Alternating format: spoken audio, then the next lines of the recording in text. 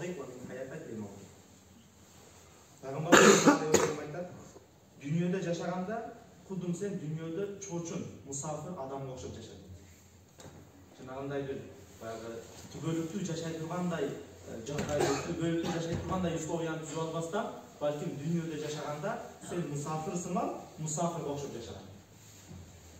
Ibn Umar, Abdullah ibn Umar dayım mınау сөздү кайталаш эле. Иza amsayta fala tantazir as-sabah. Эгер сен түнгө кирсең, Кудай өмүр берип, кечке чейин өмүрүң Кудай таала берип, кечке келе турган болсоң, сен эртең менен күтпө. Эртең мынау ишти кылам, тобон эртең кылып алам, же болбосо намазым эртең окуп алам деп эртени күтпө, эртең менен болуусун такта. Wa iza asbahta fala tantazir al-masa.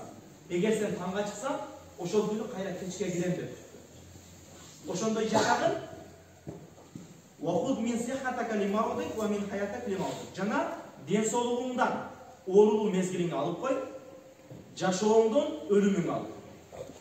Бул эмне деген? Ден соолугуңдан оорулуу мезгилиңди алып кой.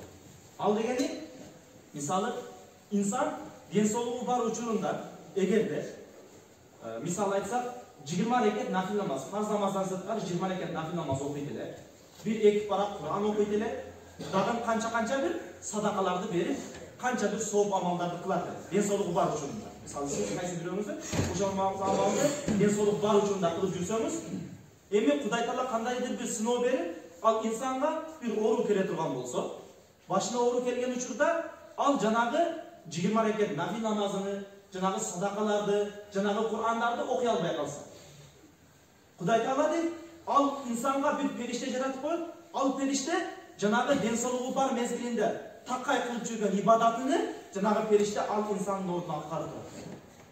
Ал дегени ден соолугу бар учурунда дайым кылып жүргөн амалы ооруп калганда дагы ал амалдын сообу токтобойт.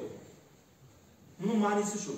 Сен ден соолугуңдан оорулуу мезгилиңди алып кой дегени, ден соолугуң бар мезгилде бир ибадатты кылып кой, бир ибадатты такай кылып жүр, ооруп калганда дагы ошол ибадаттын сообу сага жазылып турат. Вахуд мин хаятак лимаутик, жана сен өзүңдүн тирүүлүгүңдөн өзүңдүн өлүмүң үчүн ал. Тирүү мезгилиндеги убактыңдан, тирүү мезгилиндеги ар бир заман, убакыт, ар бир сааттардан өлгөн кабырга кирген убактыңа да алып кой.